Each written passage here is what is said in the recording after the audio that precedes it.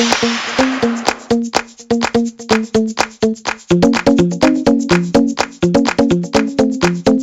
everybody. This is your host, Ruben Mendive, and this is La Lista, a LatinX writers podcast. On today's episode, I have a writer that I very much admire, someone that inspires me. I wouldn't have him on the podcast if he wasn't one of the greatest writers I think I've met recently. To start the podcast, I have my guests introduce themselves. So, however, a little bit about you, who you are, like how you identify, just so the listeners can sort of get used to your voice. Hi, everybody. My name is Jaime Mayorquin. I guess I'd consider myself or name myself just an awkward middle-aged gay Mexican-American from Southeast LA. Let's start at the beginning. So where did you grow up? Where are you from, Well, I was born in General Hospital in Boyle Heights in East LA. My family lived there until I was 5, and then we moved to Southeast LA, as I said, Maywood, California. Maywood. Okay. So because I know this is a little confusing for me. It's Boyle Heights, then East LA, and then it's Maywood just south of that, or? Yeah, so Maywood is where South LA or South Central and East LA meet. It's kind of like the elbow. It's where it's right where Atlantic and Slauson, for those of you who know Los Angeles, where that meets, that's where Maywood is. Okay, and what's Maywood like? Well, Maywood is it's predominantly Latino. It feels like 99%, but I think when we first moved there was a little more white people, but there was definitely a lot of like white flight, and had less white classmates. But it's just a very, very Latino neighborhood.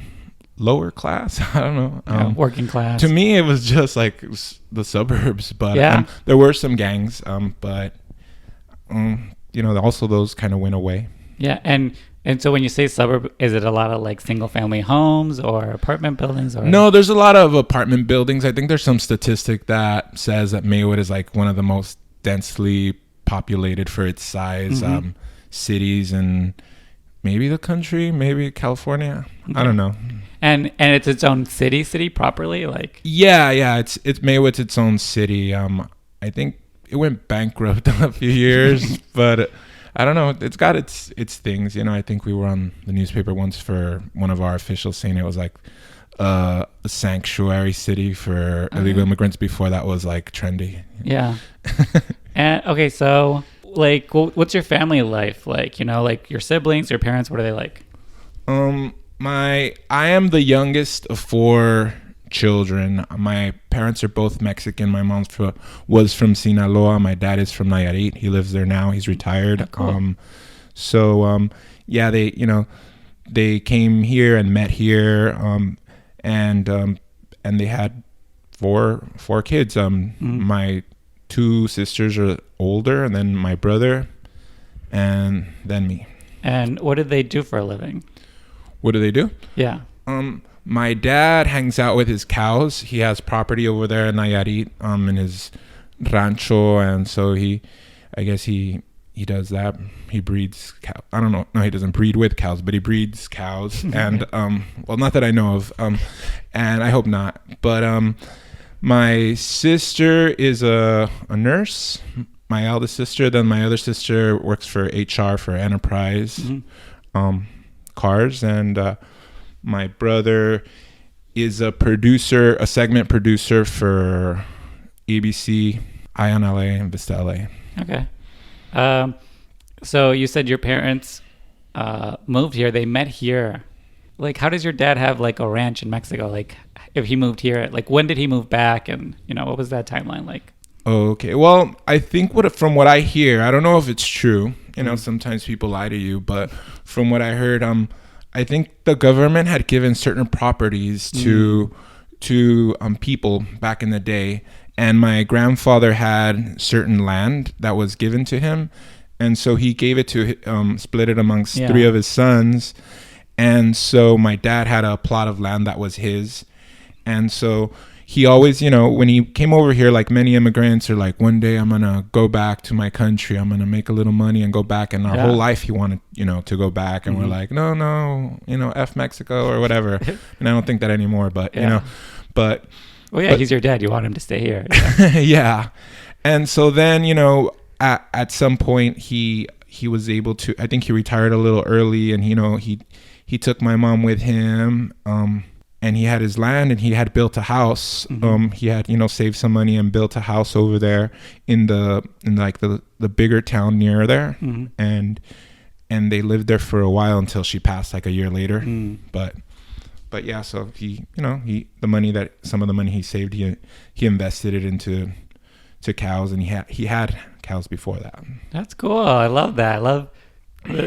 And do you still go and visit him there at the ranch? Yeah, I've gone recently, more than I had in like forever. I think I had gone when I was like 12 or something for a wedding. And then I never went back again until maybe like 3 years ago or something, which is a long time because I'm pretty old. But yeah, I went over there, and I've been other times since, because I mean it was nice to get over there and be back. And I guess the older I've gotten, the more I've fallen in love with my roots and my heritage and stuff. Yeah, and it's a whole different world, like that's cool. I wish I had that, honestly. So your parents moved here, and did they tell you why they moved to the U.S. and why like Boyle Heights or California? Well, my dad came very young. I think it was just a thing that a lot of young men were doing, and he lived here for a while. I think he worked on like building some of the skyscrapers when LA was doing that, and then he worked in a mannequin shop for a while, and he was just doing his thing. He looked very he looked like a rebel, like I don't know, he would wear like these jackets, and just like the pictures show him very like 50s and stuff. So he was doing his single thing, he had a couple kids with a lady before he got with my mom. But my mother, she was kind of forced to, she was a very book smart person. She came from a large family, as my father did, like 10 children, maybe more, 12, I don't know. And so her sister was already here, and she had plans to go to college, high school, college, and be a teacher. She always wanted to teach. She loved reading, writing, everything. But her family was like, nah, you're not. You're going to go with your sister. She already found a home that wants to take you in as their maid. And so she came when she was like, I'm going to say like 14, 13. Wow. And she was like working in like some mansion in Calabasas, for some actress. Yeah. She never got the name, but for some actress and stuff. That's crazy. Yeah, and she would send the money back to her family. Yeah, that's what I'm hearing from a lot of like, immigrants that came to this country, is they were coming pretty young. Like my parents came here when they were, I think, in their 30s. They already had a couple kids, and they came as a unit. But I do hear a lot of people saying like, oh yeah, my parents came here like either with their family or by themselves when they were teenagers, and just sort of had to like it's crazy thinking now as a 14-year-old to come to a different country and start working immediately, and have plans and dreams for yourselves that just weren't a reality, or weren't like, it seemed like your mom wanted to do it, but just no one else really wanted her to do it, or would rather her make money, Yeah, no, it wasn't her choice at all. It was just her thing. And like, from what I hear, she would even like send, her money, and her sister would even tell the mom like, oh no, she spends it all on stuff and doesn't want to give me any of the money. But yeah, she didn't even have like her own voice to tell her mom like, hey, that's not true, I give it all. But yeah. And then so they eventually meet and in Boyle Heights, and then they just start raising a family there. Like, what was it like growing up? Like, like, did you guys live in an apartment, in a house? Like, what was like a daily, like your daily life, growing up, elementary school into high school? Well, from what I hear, when I was born, we lived across the street from some projects, like down the hill, like under, well, not under the freeway, but like past the 101.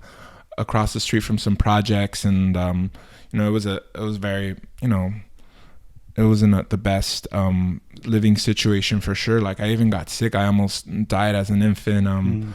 But then after that, we moved up to like near Soto, like over by Casa kind of. And we lived in apartments there. It was we had like all sorts of different kinds of neighbors. We had like white neighbors, we had Asian neighbors, we had so it was nice. I think I don't remember too much of it. I went to Breed Street School near there. It was like walking distance, and it was fine. Yeah. And then we moved to Southeast LA. And is that when in Maywood you went to high school there? I went to elementary, junior high, and high school in that area, and I went to Bell High School. And what was that high school like? Like, and who were you at that time? Who was I? Yeah. Well, I don't know who I was. No, I Who were you pretending to be? How about that? Oh my God, I was pretending to be like the toughest, butchest guy in the room. No, I don't know. I was coming off of junior high, because in elementary school I was very confident. I was very like, as one of my friends said, like, oh, Jaime, he's so funny. Everybody wants to play with him and talk to him. And I think junior high just really beat me up. It showed me like, no, they don't. They hate you because you're a little faggot. And so there was definitely some bullying, and I withdrew from the friends that I had from elementary, and none of them were really being that way with me. But I just realized, like, oh my God, I'm this thing, and to try to be safe. And I was staying away from them because I didn't want them to hear. I was just like, I was coming to terms with the idea that I wasn't going to be able to, like, I thought I was going to grow out of the gay thing, and I was going to become straight, and I was just like, if I hang back, maybe it'll happen.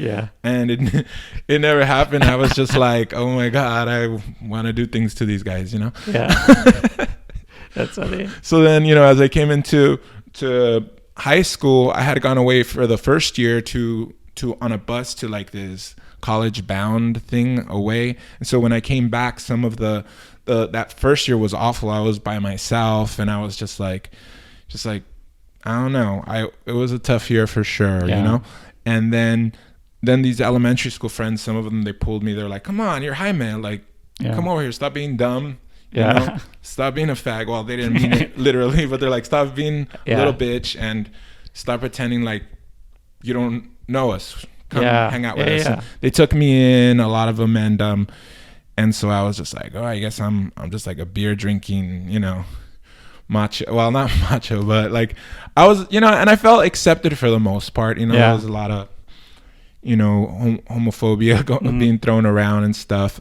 But one thing that I never did was I never like got a girlfriend. I never wanted to like hurt a girl or deceive a girl, and I would never be like, oh, look at that girl. I wish I could do this and that to her. I mean, I think once I was like, oh, she's pretty. I think I had a crush on her. But cute. She's cute. Oh my God. but other than that, I don't think I overdid it too much. No, I just didn't mention it because I was too busy like, fantasizing about some of these guys that I was hanging out with. And what was this college bound thing that you went to? What was that? My sister and my brother had gone before me. My second oldest sister and my brother. It was called Ballad Harbor, and it was the community college harbor. So I think it started as a form to like prep these smarter college bound kids and have them be in a college environment and stuff. But then it just became more about like overpopulation in the school, so they were just sending anyone. And they were and it also even became a thing where they sent the kids that were being problematic at the regular college. So you were mixing up these like really smart girls with these bad boys, and they were making babies. Nah, I'm just kidding. No, well, I mean, it happened a couple times, I'm sure, but it was just like, And by the time I got there, I think it was about, overpopulation in school. But I thought it meant that I was like, you're smart. Oh, look at me, I'm college bound. What did you think about yourself? Like, who were you in that environment? What was? And what did it, like, was it a lot of kids from your neighborhood? Like, well, I had a couple friends there that I had, grown up with, but I kind of stayed away. They used to call me the lost boy, because I walked around like I was lost, I guess was what they said. But I mean, I think I was still trying to figure out like what happened to my life, Yeah. like, but I try to sort of come out of my shell. Like I was in a play, I was in our Romeo and Juliet production, and that was like a huge thing for me. But no, I was still kind of like, I didn't want to move too much because maybe when I moved I would swish and people would be able to tell that something's up with this one, Yeah. And were you like writing at this time? You said you were performing, but like was writing a part of your life at this time? No, not really. I think what had happened was in elementary school I had flourished. That was like so I had like done some writing there, and like I remember the 5th grade they used to have like this writing contest for like little books we would make. So you would draw, illustrate, and so I my teacher was like, oh yeah, this is great, it's probably gonna win, whatever. So then something happened there where this girl who had asked me to draw her pictures, she like went home and just traced them so she didn't have to give me credit for drawing them. And then she won, and then one of the main things was her drawings, and so I just kind of was like crushed that I didn't win. And some people are very resilient. I am not a resilient person, by the way. Like a lot of things easily knock me down. So I was like, yeah, no, I'm done for a while. But English had always been like, I'd always like stood out even without trying. Yeah. Teachers were always like, oh my God, you're so good. But yeah, I remember, and it's funny because I think there are teachers that are like, oh, you're smart, or like you do well in that English class. And it's the little things as kids that you remember. It's times where you were like let down or shamed or, and because the same thing happened similar to, there was like this poetry contest or something, and our teachers was telling, we're all going to submit and you're all going to get published. So she's going around telling everybody like, and she had her favorites and I wasn't one of the favorites, right? Which is fine, like I was also very quiet, so I sort of didn't stick out. When people got in, I was one of the people that got in to be published, and the teacher spent the whole class like more disappointed at the kids that she picked didn't get in than congratulating the kids that did. Oh no. And I remember thinking like, oh, like I she didn't want me to earn this, and then now that I earned it doesn't mean anything because she is now like talking crap about the poetry place.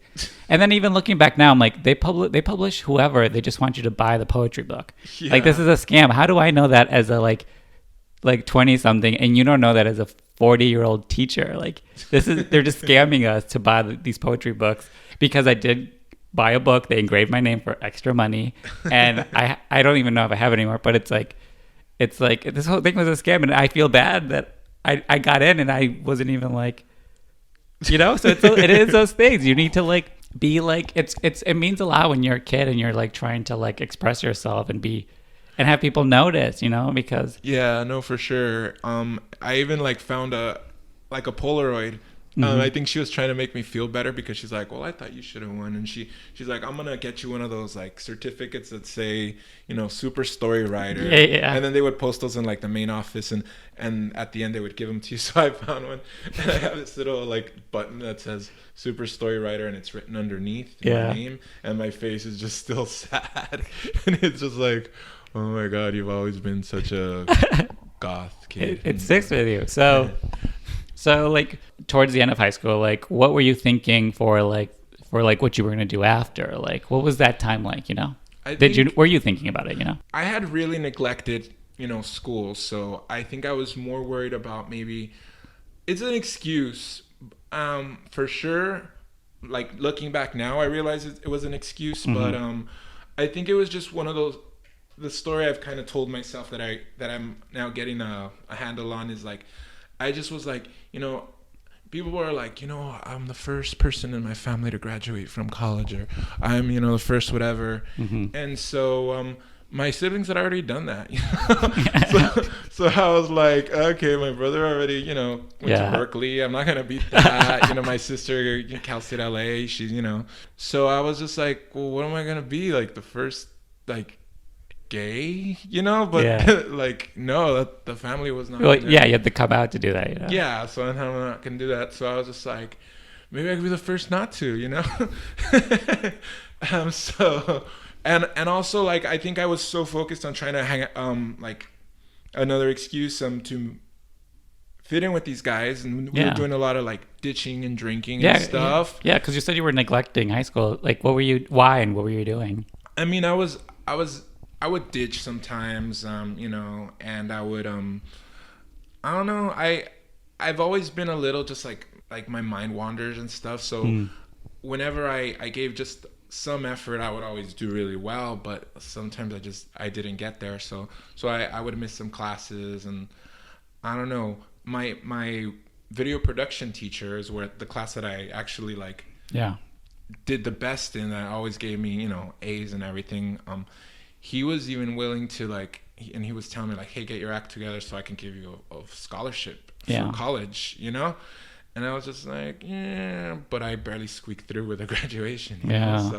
So that didn't really happen. And what did your parents think of that? Because again, like you said, you have two siblings that were going to college, had done that. Like, I mean, I think they were disappointed, but they were like, yeah, that's about right from who you are, So I mean, my siblings listen. I mean, they might be like, yeah, right, dude. Like they were very disappointed, but I don't know. In my mind, I was just like, they don't expect much from me, and I was just kind of like, I'm probably gonna try to do something with film, and I'll just like do community college and then transfer and whatever. So that'll be fine. And I had gotten into this program, Filmmakers program, for the summer before. So I was like, okay, my future's looking kind of bright. And so how did you find out about that program? How did you know that was something you were interested in? Actually, my sister's boyfriend at the time, he was doing a lot of like video yearbooks. The school had a pretty decent or pretty good video program, video production program. And so he would bring, as I was growing up, he would bring the video yearbooks, and he was heavily involved in it. And so I remember always thinking like, oh, I definitely would want to do that. That's really fun. And then my brother got into it, and he succeeded in it. And when I went to high school, I became part of it, and I kind of did pretty well in there too. I won a couple awards for a music video that I did on this Suzanne Vega song, Luca. I don't know it. What is it, throwback? And so I kind of, did that. And then when our video yearbook happened, I was like the senior editor of it, and I learned how to do editing there. And and that, unfortunately, I think that overtook most of my time for my senior year. So I didn't really do any more like projects for myself. It was more about getting this video yearbook done. But it also got me a spot in this summer program that had started maybe like 2-3 years before, called Inner City Filmmakers. So and tell us about that. What was that experience? Is still going on? Like, I went to that for the summer with like a couple other people from my high school, and we were meeting like professionals from the industry. They were bringing in a lot of like diversity. They had Asian, Black, and white kids, and I was there, and I was pretty happy and honored, but I was also just like, because of where I was and how I felt about myself, I felt like I shouldn't be here, like I'm not good enough, and I was just very intimidated by everybody. I was just like, oh whoa, all these people know a lot more than I do. And a lot of times when we'd have guests, a lot of people would be like, talking them up and schmoozing and chatting them up, and I was just like, I'm gonna sit here, you know. I'm a little like that too. I'm not like a schmoozer, or like, it makes me uncomfortable. But yeah, so I get, and as a kid, I was like 18. Yeah. And I remember, though, I did get like a 3-week internship in Universal right after it was over. and you spent like 1 week in TV, 1 week in film, and 1 week in like cool. the sound department. And I remember meeting like one of the Latino editors from I think it was Law and Order back then or something, just Law and Order, no SVU, and he was being pretty cool, and he's like, oh look, this is like non-linear editing, this is like digital editing. I was like, oh wow, this is amazing. It was new to me. He was trying to get me out of my shell, but I didn't really give in. And then I think like another man was like, oh yeah, the white guy was like, I just recently watched this movie Mi Vida Loca, so I kind of understand you now. And I'm just like, I'm not in a gang, but thank you. Funny. But like, speaking to that, like what were you thinking about your like Latinx identity at this time? You're the child of immigrants. Like, where did that factor in? Like, did it factor in? So for some people, it's not really something they think about. Like, what was sort of your relationship to that and your identity? Well, I think growing up, I hadn't really even thought of it because everybody around me was Latinx. So I just was like, I'm a awkward gay kid, and so I didn't even think about it until like I think the first even hint that I got of this Chicano thing is a thing is when my brother came home from Berkeley his first summer, with his Frida pictures and talking about Cesar Chavez and his Mexican flags, and all of a sudden it was like, oh, here's your Chicano kit that he had received, and he was trying to share it with me, and I was like rolling my eyes like, oh God, dude, that's funny. Like I don't know what you're talking about, but I mean, we used to listen to like Vicente Fernandez, my friends and I, and sing all that. It wasn't like I hated my culture, I mean, but I don't know, I found it all like, I don't know, like I didn't disingenuous or something, or like now you need to do this. And then as I graduated and moved into the world, I realized like, oh wow, this is like a white space, or like I am an other, even more so, not just the gay thing now. Now I was like, I am also, and I don't know, I think it was a big privilege to be able to be in these internships, and if I had not been in my head, I think even though it was a white space, I think I could have made something happen with that opportunity, because I feel there was other people of color that definitely did. People that I sometimes see in credits, and I'm like, oh wow, like I was with them in that class, and they have a career, but I think it has to do maybe just, I'm not sure if the gay thing was in there, or just the family upbringing where you like constantly compare yourself to where I'm gonna say like in your voice there's this voice that's saying like, look what your brother's doing, why can't you do this, look why can't you do this, like hold the bat right, are you like, or inútil, I guess it's a word they use in that musical like In the Heights, but that's a word that I was being thrown at a lot, eres un inútil, like you can't do anything. So I think, and I hear myself saying it now, and it's like, oh man, come on, dude. Like, I guess if I was too able to speak to myself then, I'd be like, dude, like everyone is on your side. Everybody wants you to succeed, and the only person stopping you is yourself. And I mean, I guess I used to, see myself as like a cautionary tale. That'll be my purpose. But I think I can also see, maybe it's like, hey, it's never too late. Hopefully, I don't know. Yeah, well, it's I mean, at the time you are just a kid. Like you're it's like there's expectations for you. There's things that your siblings have done that if you're not fitting that mold, then you're not performing correctly or at a great level. So that can get inside you. If you already, as a kid, you already have a little bit doubt of yourself. As a queer kid, you already are, looking inward and sort of just trying to like survive and protect yourself. So, it is a big thing to put yourself out there, especially when you're not doing it, you're not performing the way your parents would like, or how like a heteronormative culture would like you to, Yeah, for sure. And it also speaks to, I hear this a lot with, Latinx people that grew up around, a lot of Latinx neighborhoods and high school, it's that it wasn't that big of a deal because everybody was like them, and it's not till the point where you are othered that you sort of realize it, you know, because compared to like you said, white spaces.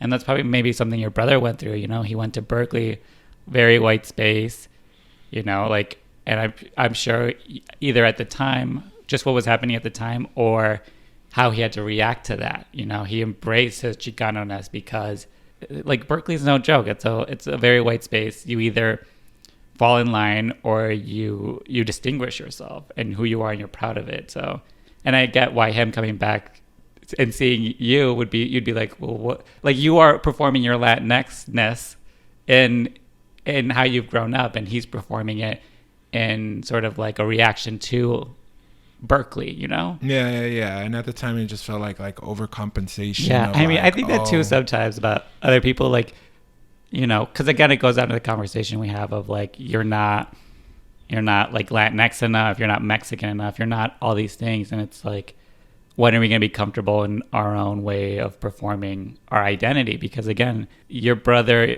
being like a Chicano guy from Berkeley, and you know, being in Maywood, can be the same, just two sides of the same coin, you know, like, but yeah, it is true. Like, sometimes you're just like, okay, chill out. Like, you know, like, that doesn't make you more Latinx, more Chicano just because you're waving a flag around. Like, yeah, for sure. Just like queer, you know, just because Yeah. you're waving a queer flag around doesn't make you more yeah, queer. I mean, I'm sure some people, yeah, I've seen, but I think also part of it was when I did start going to like college, because I ended up going to community college in ELAC, East Los Angeles College.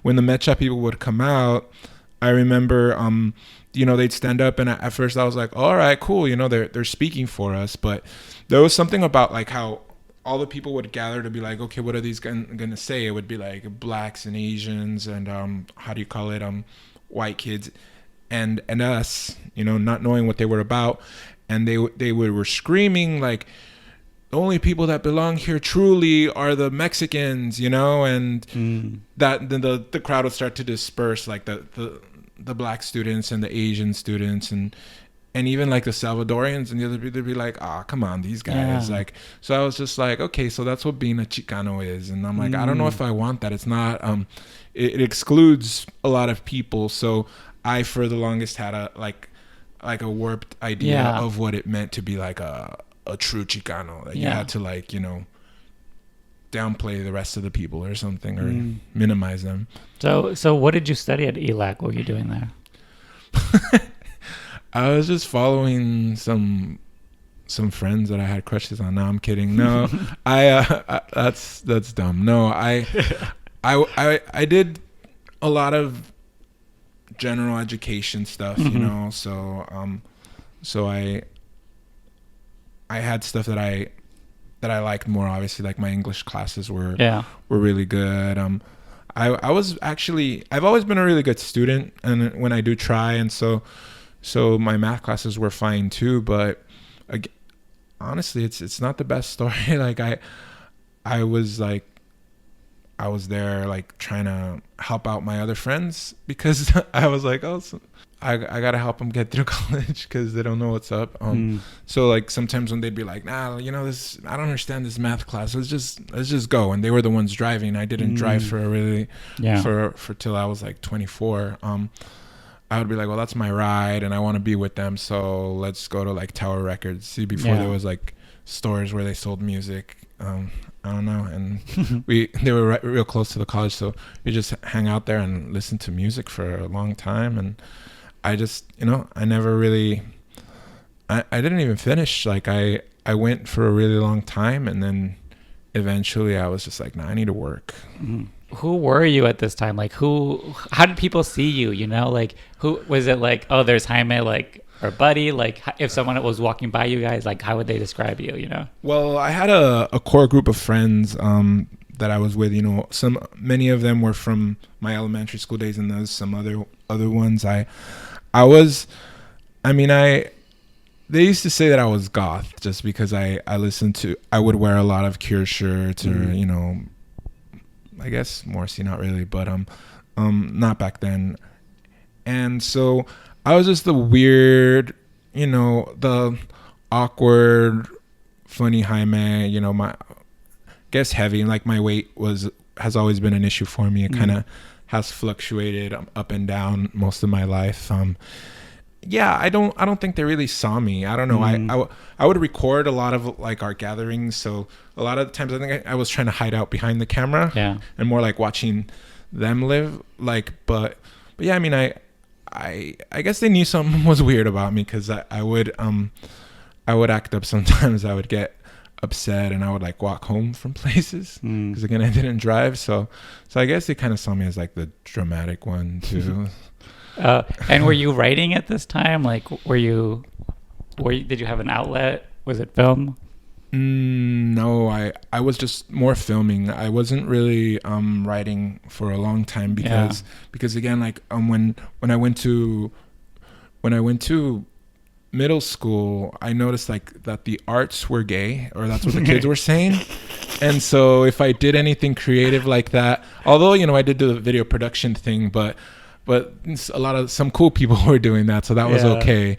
But in terms of any of that, I think I was like, no, if you try to get too creative, I'm gonna show my cards. Or that's funny, because the second you said the arts are gay, I flashed back to like elementary school, being like someone saying something like that and being like, that's so funny. Like, it just totally like took me back to like the 90s, where I'm like, oh, okay. Like, yeah, I guess I'm not doing that. Yeah, that's funny. Yeah.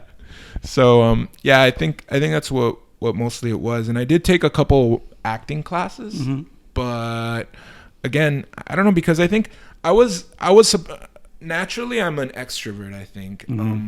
But yeah, just because I'm who I am, I'm also pretty, I guess, weak in certain ways, or I had been. I became an introvert in junior high, and even like now I'm like struggling to come out of that, and it's been so many years.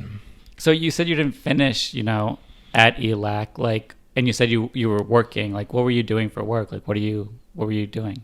After I graduated from high school, I was working at a library. So I was just shelving the books in the Dewey Decimal System, getting them, and I'd get in trouble a lot because I'd stop to read stuff. So I did a lot of reading during that. I think I worked there for like a year and a half or two. Yeah. I don't know.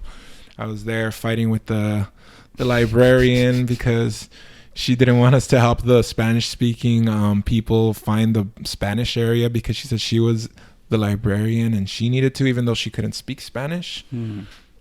So that was fun. Like, those are kind of memories I have of that. I read a lot of plays for sure, because they had like volumes with plays. Yeah. So I did a lot of reading that.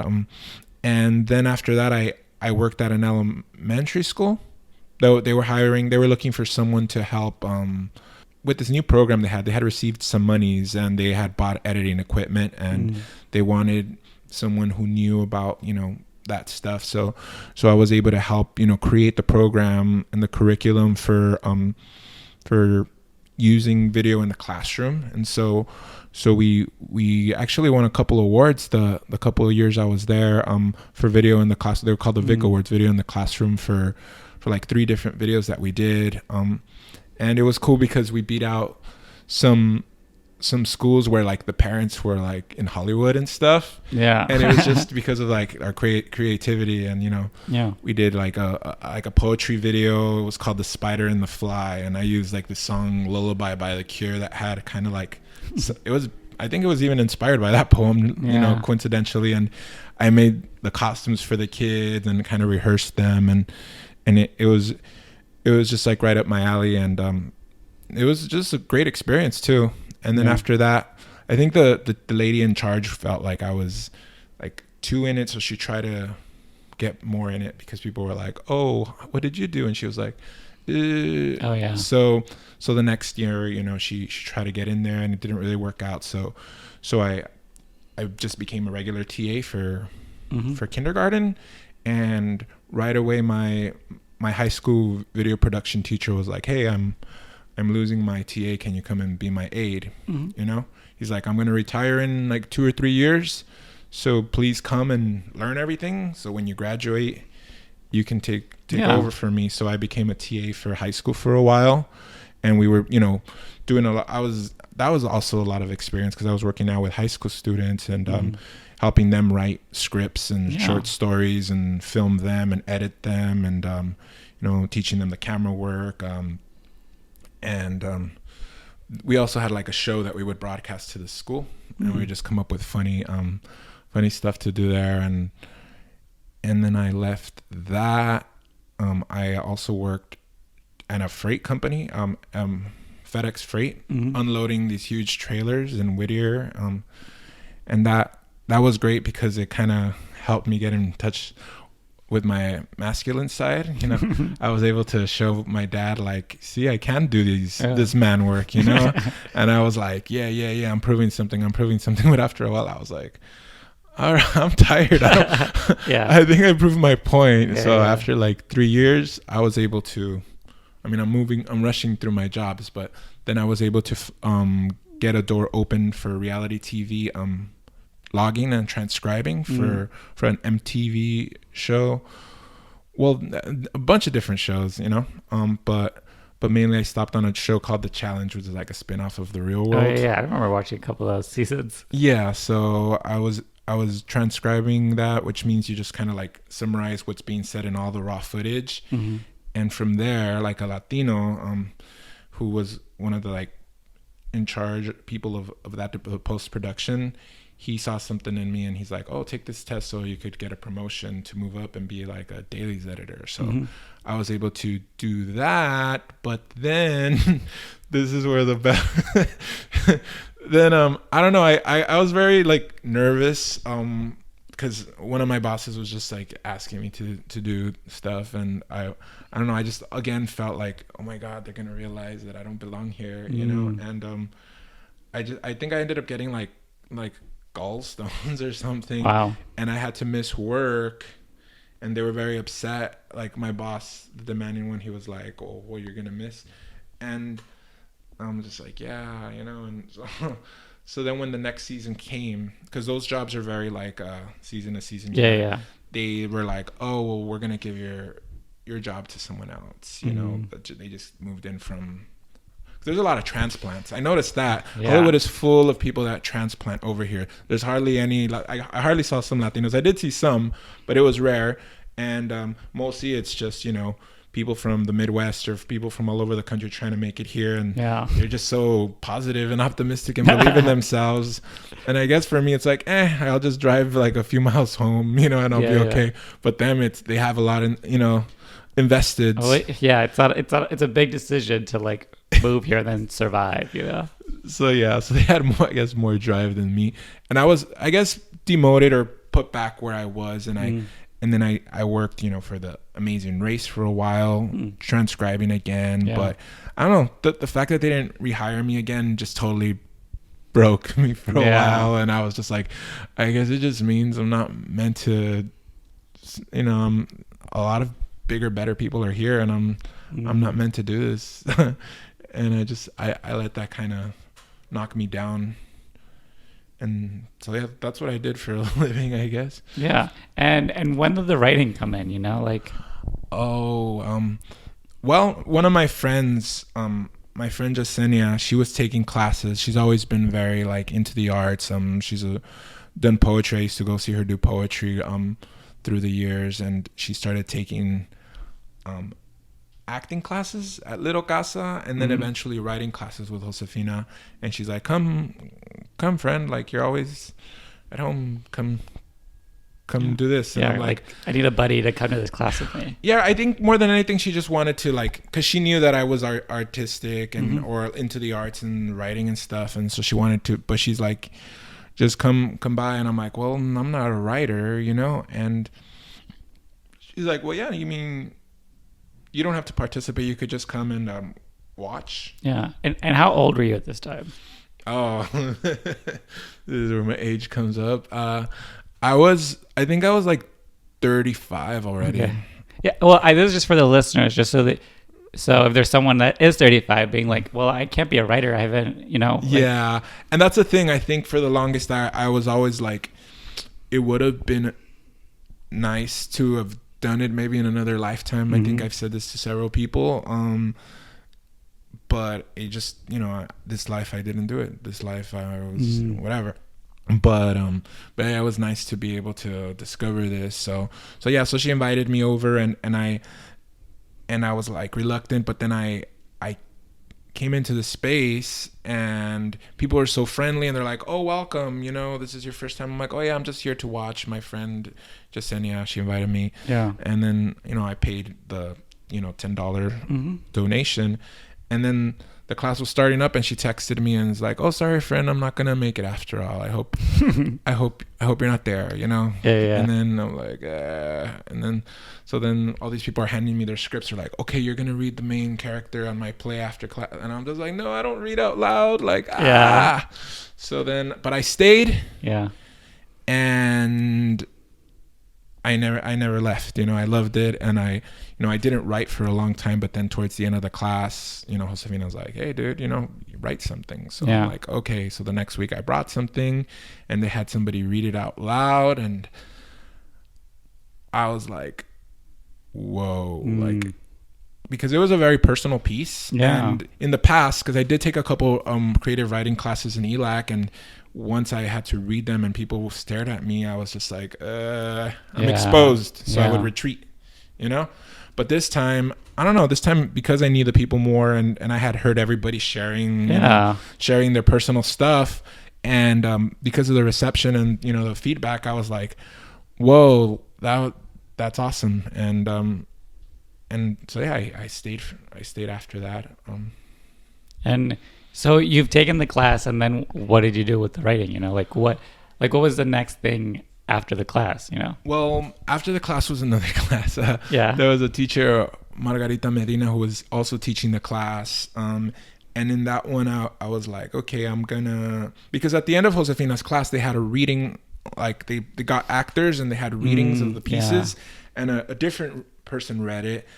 And then I got so much feedback and praise from some of the people, some of the straight men were like, you know what, I've known gay people, but after hearing your piece, for once I understand what it, what it must be like or whatever. And I was just like, whoa. So that encouraged me to take the class again. And this time they're like, okay, now you're going to write not a monologue, because that one had been a monologue, a very personal monologue. And so I'm like, I'm going to try to write a 10-minute play. And so I wrote it, and around that time they were taking submissions for Browning Out, which was the first thing that I had seen at that theater. Before my friend invited me to the writing class, she had invited me to Browning Out too, which is a play festival that Casa has, and I loved it. And so when they were taking submissions, I was like, oh, well, this is my first play ever. I don't know if it'll get in, but I'm gonna submit it, because I think one of the things for me that inspires me is a lot of people are inspired by really great works, and I think to me that more has been like oh yeah, I can't do that, I'm not gonna be a writer. But I think it was more the pieces that I saw that I was like, that one not so much. I think I could do at least that, a little better. Well, that's the thing too, when you're intimidated or you feel like a fraud, or you're not like the best writer, the perfect writer, this super talented person that wrote down this thing, when we hold ourselves to that expectation, then that's discouraging. But it is true that when you see something that you're like, not the best, like, okay, so the bar isn't that high for this whole thing, so maybe there's room for me to submit my piece and grow from it, and then you see value in your own work. But yeah, it's like I say this all the time, like, the people working professionally as writers didn't write a masterpiece and now they're staff somewhere and they're the perfect writer and everybody loves them. It's like you're growing and learning the whole way through, and you're never super talented. You're never like some genius that's just sort of put pen to paper. We're all learning, we're all growing, we're all writing crap, we're all writing good stuff, we're improving on our good stuff, so it's good that you were inspired by that to at least be like, okay, like, there's room for me here. Like, yeah, no, for sure. It was very inspiring. And I think yeah, it was an amazing show for sure. I loved seeing for once, like, wow, these are like queer Latino stories being told. Some of them were so vulnerable and moving. And I was just like, I love this. I would love to, even like if they need me to sweep the floor after and just be like a janitor here, because I'm not a writer, like I just want to be part of this. This is a great thing that I'm so happy it's happening. Yeah. And that was my first thought when I watched the show. And so yeah, fast forward a year later, when I submitted and my piece got in, I was just so like, oh my goodness, this is so unbelievable. I was just, I don't know, beyond. Yeah, because it's sort of, because I had the same experience when I went to see, Brown Out 4, where you're just like, where has this been my whole life? Like, this is the thing that's happening. Like how do I even be a part of it? Just because you're so inspired, because you haven't seen anything like it. And there's this community here and all these writers that are like you, and you didn't even know there was other people like you. And so what were your 2 plays for Brown It Out? For 3 and 4, what were they about? Well, for 3, my play was titled Los Novios, and it was kind of a play on que vivan los novios, I guess, is a saying, and that's kind of like gender neutral and deceiving. But yeah, so in my play, I guess the main thing was this idea of like sacrificing who you are for like your family or for other people, instead of like being your true self. And so I guess that's like the main theme of it. But it was about this like gay couple the night before a wedding, and they're having like second thoughts on whether they should go through with this wedding. And then the family comes in, and it was kind of a comedy for sure, but also just like, I guess, a commentary, like most pieces are. But yeah, it was very well received, so. Yeah. And I wish I'd seen it. Oh no, yeah, I should send it to you so you can read it, because I then went on to I guess a couple years later, direct it myself at the Teatro Frida Kahlo 10-minute play festival. And if I remember correctly, your play for Brown It Out 4 was it was called He Said, She Said, They Said. He said, she said, they said. And if I could summarize it, if you will allow me to. Well, this is what I gleaned from it, because it honestly was one of my favorites, because I think your writing is so... What I love about it is that you have like comedy in there, you have commentary, and it weaves so seamlessly in 10 minutes, where it can be like, there's this dispute between 2 tables at like what was it? At like a... East LA Pride, a fictional... Oh yeah, so there's an East LA Pride, a fictional East LA Pride, and there's 2 booths. One is like the more like traditional Chicanos, queer Chicanos, and the other one is like the woke millennial Latinx people, and sort of a commentary on like the spectrum and the divide between, how we identify as queer people, as Latinx people, and also just about like they're competing for like people walking by. And yeah, they're both selling baked goods, so they're selling the same thing, but going at it in a different way. And I loved it, because like the woke millennials were selling like all the stuff you see on like Instagram, like all the Selena stuff, all the Frida stuff, like everything that plays up, like, or like gender neutral, like cupcakes or something. Like, it's funny because that's sort of what we see now when like Latinx, media is commodization of our culture, and like who's making it, and who's selling it, and who's buying it.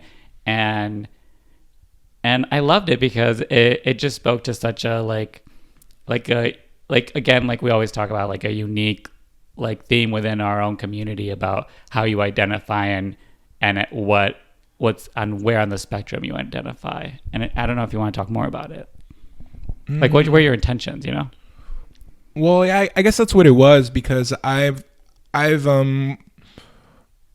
seen as I've slowly tried to navigate my way through the gay Latino world, how it's been changing, and because I don't have so much, because I'm a late bloomer in a sense, and I for the longest wasn't completely out, and there were a few times when I did, for example, go to the arena and circus a handful of times, but I never had my gay homegirls, as they call it. Yeah. So I don't have as much tied into it as some other people that I've met do, which is a beautiful thing that I feel like I missed out on.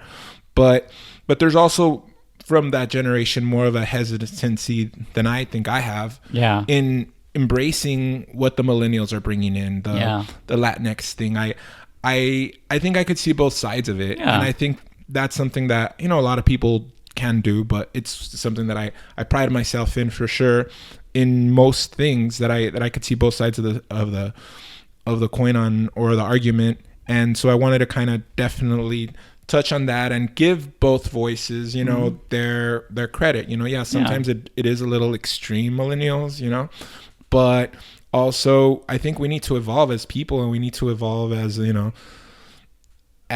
as queer folks to just to be more inclusive, because there's a lot of people that's their identity, that's what they're going through, and just the eye rolling and all that doesn't really help, for sure. Yeah. And then I'm definitely guilty of it at times, but I think we all are. Yeah. But yeah, I was inspired by, having seen organizations, coming at odds and butting heads with each other in the past. And so I try to use some of my real life experiences in what I write.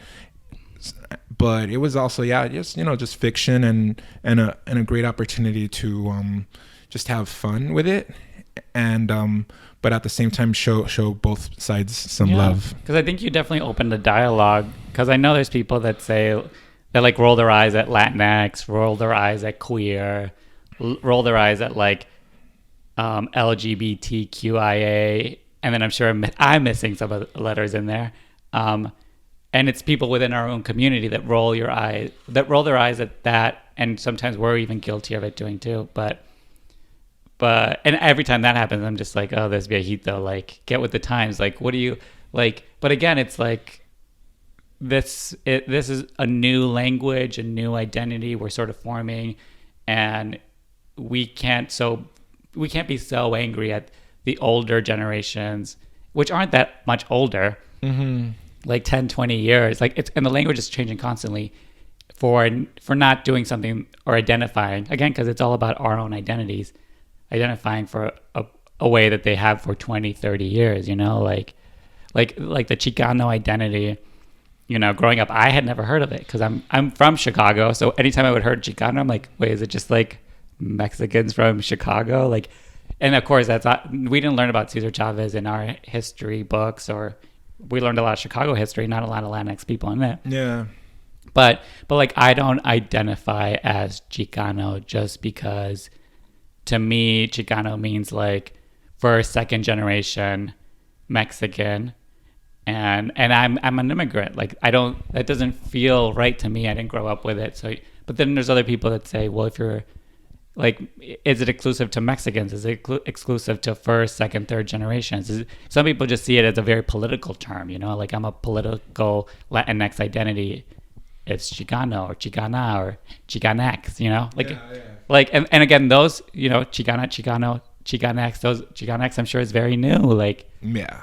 So, yeah. And it's the same thing goes with the queer community. Like, we're all like, and again, you gave credit to the other side being like, I can't keep up. Like, if I can't keep up, where do I fit in? Is the way I'm living and been identifying not appropriate to these young people, or and I think you did great. You did like a good service to both, because at the end of your play, I'm not going to spoil it, but you realize that we're still brown queer people, and we need to unite underneath that, because there's plenty of people throwing stones at us, and we shouldn't be fighting within each other, because these again are just differences of languages of how we identify in. And some people don't like queer. I like queer as a umbrella term, but people are like, no, let's do the individual letters. Like, that's more like inclusive, because we're individually acknowledging everybody. And of course, queer was used as a slur. But that's what I like about your writing. Your writing is like you straddle two worlds, and you sort of like find the commonality and start a dialogue about it. I know you had another play that I saw at the Frida Kahlo Theater in MacArthur Park. Is that where it is? Yeah, it's around there. And that was another play that I feel like I had heard about or read before I actually saw it. But tell us about that. Like what's that one about? Well, that was my fifth play that I've had produced.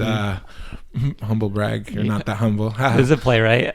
As a playwright, yeah, for sure. No, I mean, yeah, no, I definitely haven't tackled the full length like some of the people I know, which is amazing, and obviously it's in the plans, but yeah, I stick to 10 minutes for now. You're good at it.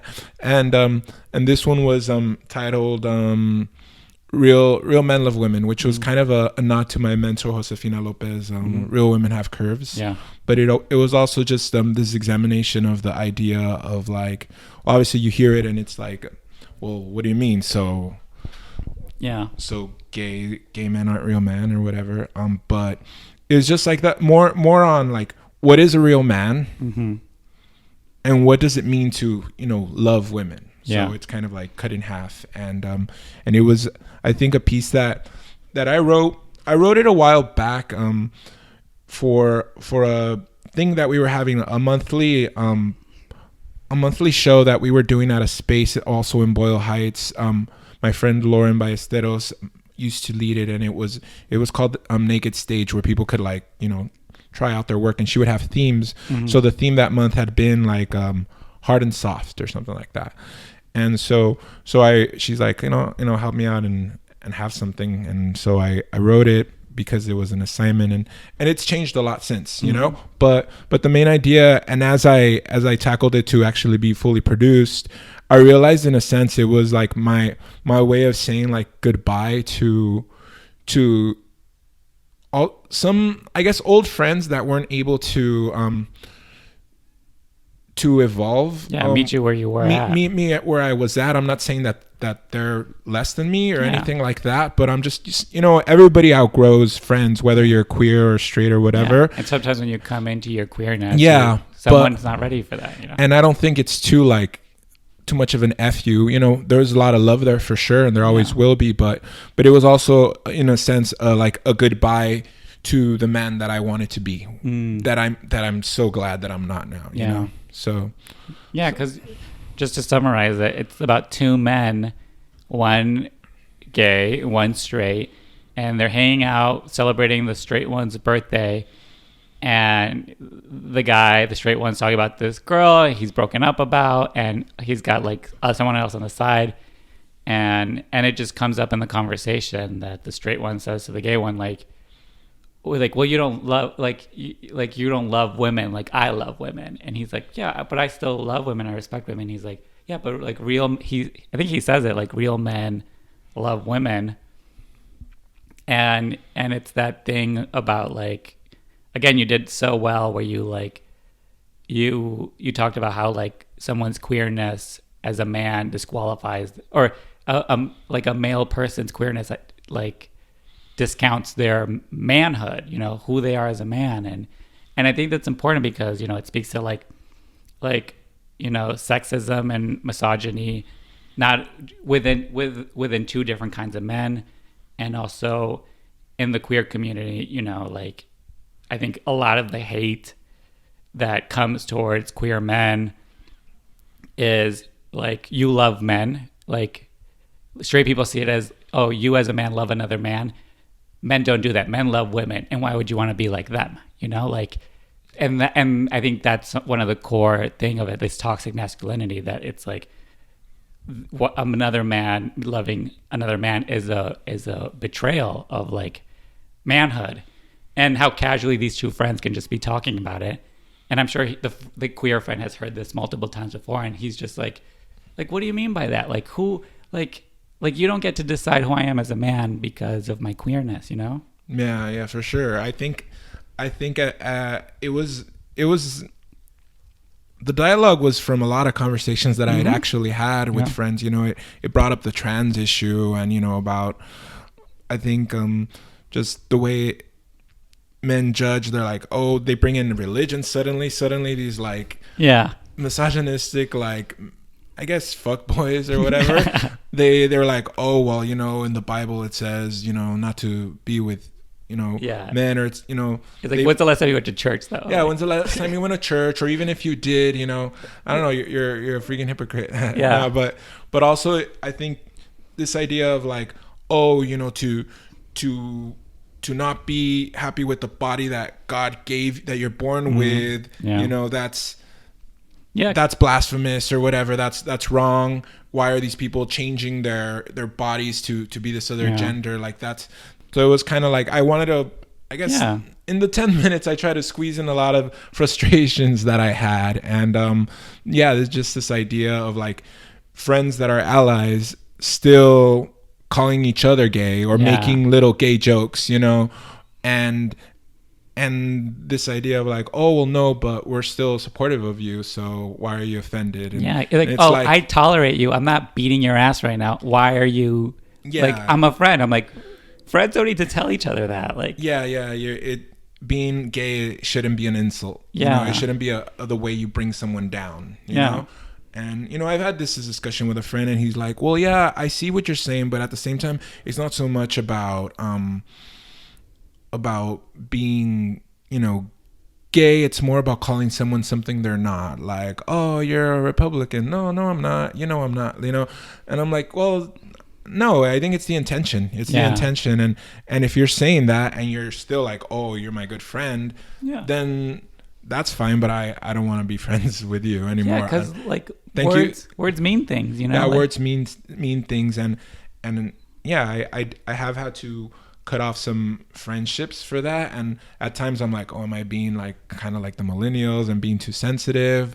But then I'm like, no, all I'm doing is, you know, finally giving myself some form of dignity. Yeah. And I appreciate the support growing up. You know, I appreciate that you didn't, you know, prank call my house at midnight and call me a faggot. But I still I want more, and I need more, and I refuse to feel lucky that you're still my friend, even though, you know, I'm a homosexual, which is something that I felt for a really long time, just this gratitude. And I'm like, that's all I'm gonna take all this, because at least they're my friends still. At least they accept me. But I'm like, no, that's not acceptance, you know. No, and you're internalizing it the whole time. Like it's doing damage to you. Like, words mean things, and they have consequences, and they can do damage. They can hurt people. They can get people killed.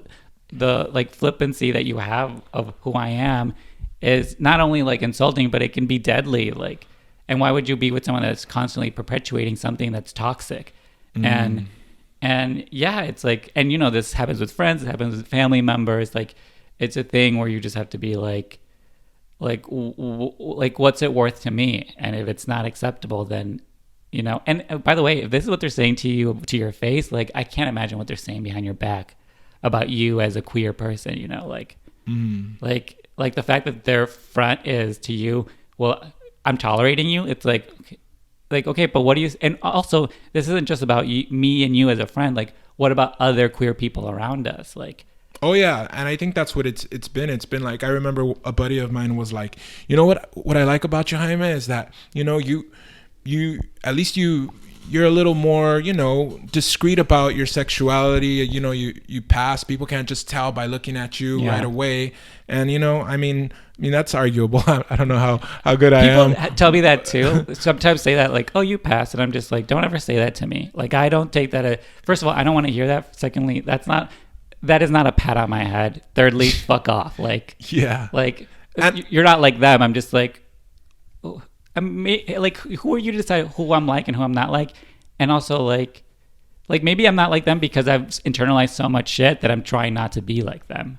And thank God that they're there being fully queer within themselves and confident that, because at least they're able to do that, and they're making it safer for me to be who I am. And you saying that to me is making it more dangerous for them, you know?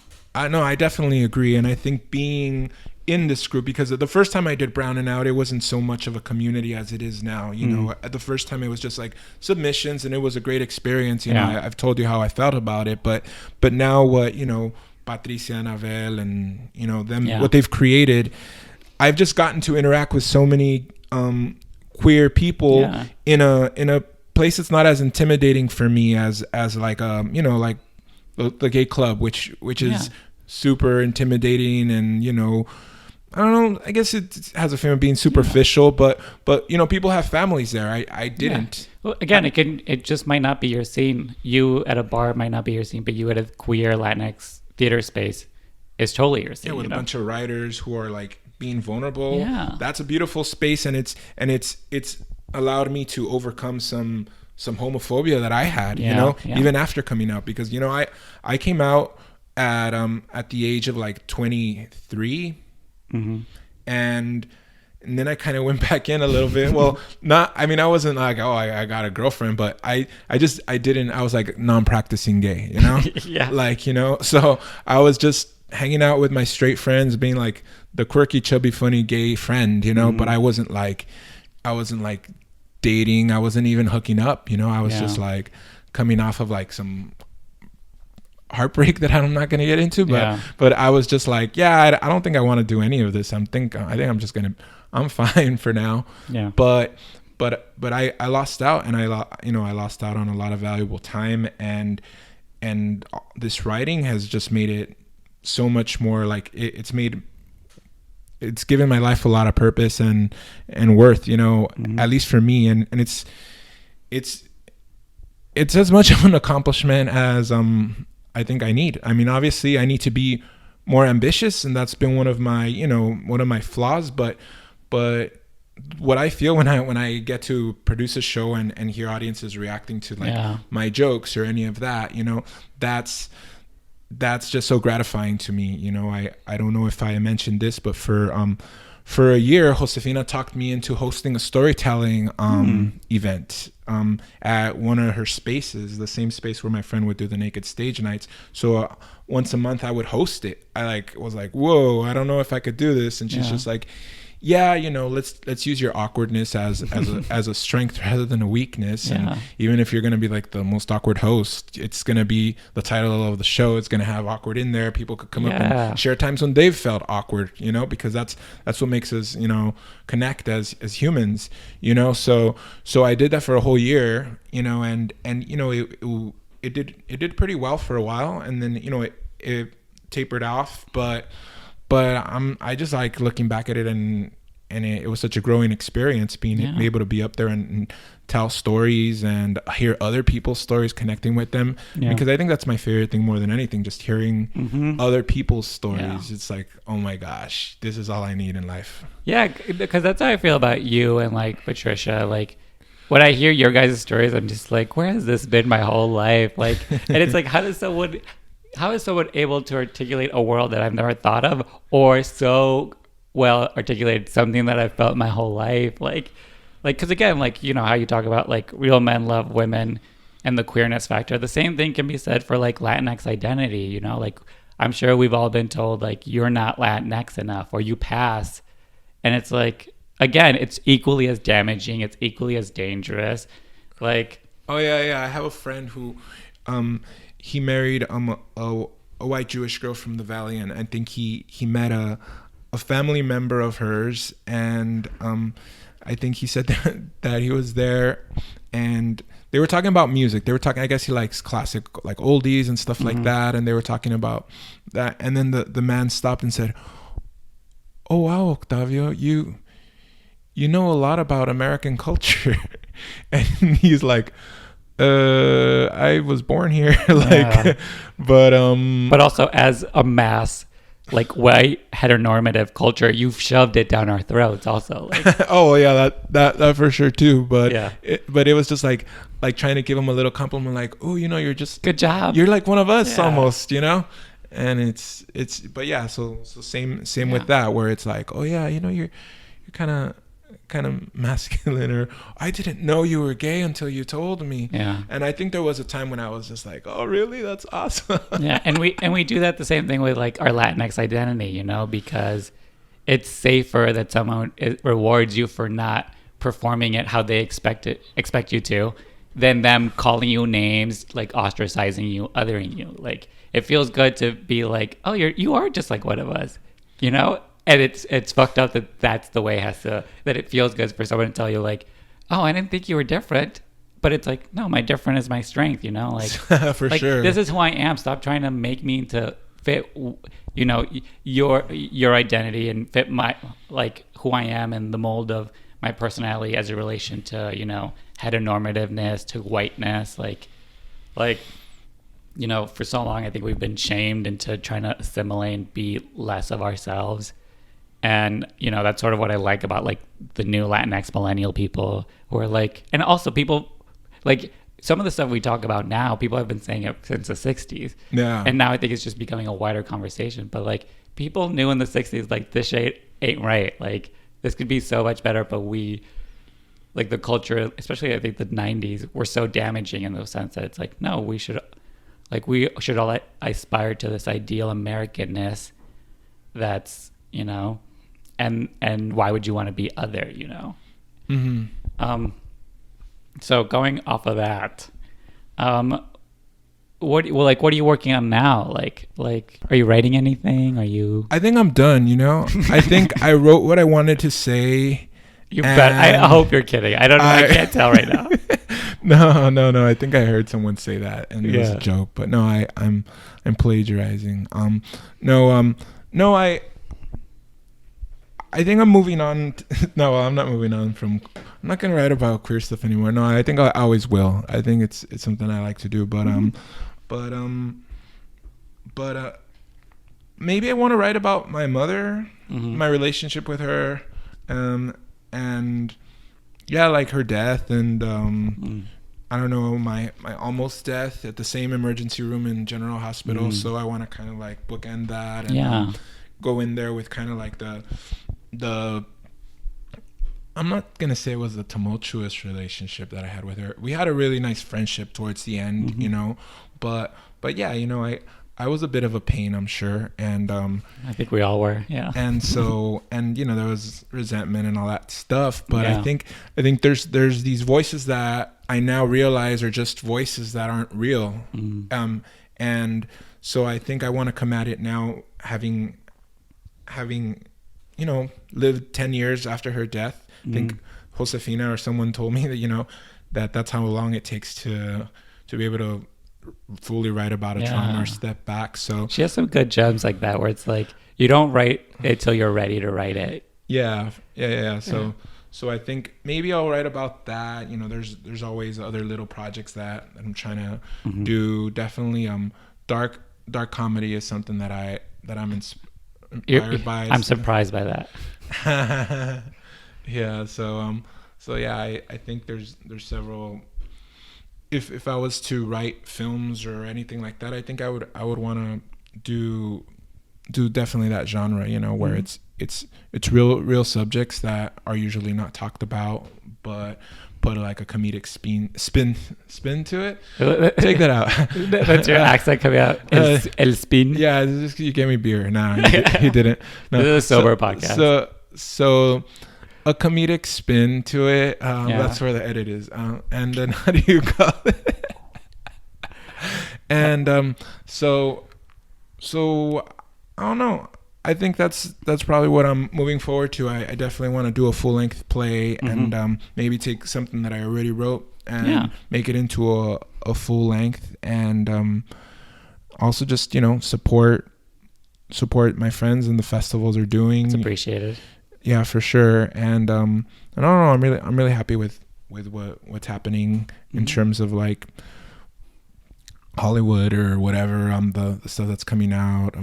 Vida season 2's coming. Yeah, I already binged it, by the way. Oh, did you like it? Yes, I want. It just sucks that Vida. I feel like Vida has to carry so much of the weight. Oh yeah, because some have fallen away, but we have Gentified coming up. Yeah. I was able to see some of the episodes of that. What? I don't know if they've changed it. Because the first iteration of it, I don't know if it's completely changed. Yeah. But I loved it. It was like the best thing that I've seen. I'm really excited for that show. Yeah, no, it was like, this is what I want to do. Yeah. But I don't know if I've felt that way about other things, and I think that's one of the hard things about watching the Latino content is sometimes people will be like, that's not me, you know? Yeah. And like, oh, that's not at all what it's like. But there's like, all right, well then you write something, you know, because everybody's experience is Correct. different, you know? I used to be very much against like some of this Spanglish that I would hear in some of these movies, and I'd be like, ugh, why do they always have to talk like, let's go to the tienda, because when I was little, my abuela used to see the, you know, whatever. And I'm just like, nobody talks like that. But I've met people that talk like that. So it's like, shut up, stop being so judgmental. You know? That's the thing too, like about Vida carrying so much of the weight. It's like, if we had 20 shows like white people do, then we could have so many different experiences. And one show, we wouldn't have to depend the future of Latinx television on. It wouldn't have to try to represent everybody. I think Vida does a good job because it doesn't. Like, it's very much its own thing. And me, like, yes, I'm queer, but I'm not from like Boyle Heights or know about that kind of stuff. But you know how they, like, the first time I saw the bottle of Valentina on the table, I was like, yep. It's sold. You like, there's a giant one in my fridge right now. So I'm like, yeah, that's definitely what it's like growing up. Like, they did their job, you know? Yeah. And even like the episode that like Tanya Saracho wrote for Looking about Richie. Oh my goodness. I wanted to cry because I was like, that was after some of the best TV I've seen. Yeah. After watching that episode where it's all about Richie, I was like, I had to look it up. I'm like, who the hell did they, like, what consultants, who did they have on this show that was able to like articulate like this so well, like in a way that I had never really seen on television. And yeah, that's because I thought automatically I thought it was consultants, because so many of these shows just hire a consultant and they're like, all right, thank you, bye. And then 8 white people go back to writing it. Yeah. But no, it was her. And I was like, whoa, like I was like that. And that was truly life-changing TV for me. Like, oh no, definitely. I love that one. That was so good. And I think it also had like references to things that I like. I think it had music in there that was like, oh, that I forgot. I can't think off the top of my head, but I remember. It's been a while since I've seen it. But cues, I remember the feeling. I remember being like, who the hell wrote this? Like, I was like, because I told my boyfriend, I'm like, they have some fucking Mexicans on this show. How did that, like, who is writing this episode? You know, again, the room that they created with her reflected that episode. Like, and that's all we want. Because again, like, you know, everyone's experience is different, but we can also smell the bullshit when we're like, you know, like, oh, a white person wrote this. Like, I remember that. Okay, so I want to know, who are some writers you admire, some Latinx writers, people that you work with that you want to shout out, you know? Oh, people that I want to shout out. Yeah, that I should maybe interview, that the people should know about. Actually, there's no one. Nah, I'm kidding. Totally kidding. I love so many people. Let me see. I don't know where my phone is, but no.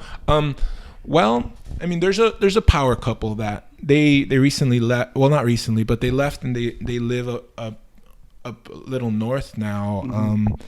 And I think they moved up there to be closer to like Teatro Campesino. Mm. But it's my friend Cristal and my friend Freddie. They're awesome. And what do they do? Like, they're how do you call it? Well, Fred Rock, actually, he writes, and he's a musician, and he a documentary filmmaker. He did this beautiful documentary about Brazil, and she's also a writer. She was teaching writing for a little bit in Boyle Heights, but she's also just a playwright and an actress. I first saw her in a play. I saw both of them in a play that I'm gonna mention the writer of the play. But how do you call it? I don't know. I'm struggling to think. I guess I'm a little like distracted because I'm trying to think of their last names, because it's like, I think it's Cristal Gonzalez, but I'm not sure. Mercy Floresislas, I think is what her name is, and she wrote this great play called Tamales de Puerco, and it's a trilingual play. It's in English, Spanish, and ASL, American Sign Language, cool. and it documents like her her life. I'm not going to get into that, but it's a beautiful play. It's one of the first that I saw at Casa after Browning Out, and my sisters still talk about it. It's one of their favorites. It's just very moving and very personal to her and her experience, and the other stuff I've seen her write is also really, really beautiful and great. So there's several people. I think Matthew is a really good writer. Matthew Ramos. Yeah. My friend Celia Chavez. There's Alvia. I don't know. I'm trying to get her on the podcast. Okay. So now the final question, how I like to wrap things up, is I like to have writers sort of title their own episodes. So the prompt is a blank Latinx writer. So something that you would say like summarizes your journey or your identity. Like, I guess it would be like an awkwardly queer Latinx writer. Perfect. All right, an awkwardly queer Latinx writer. Yeah. And also that can be a spin-off podcast. If someone just wants to interview the awkwardly queer Latinx writers. But yeah, thank you so much for coming on. All right, thank you for having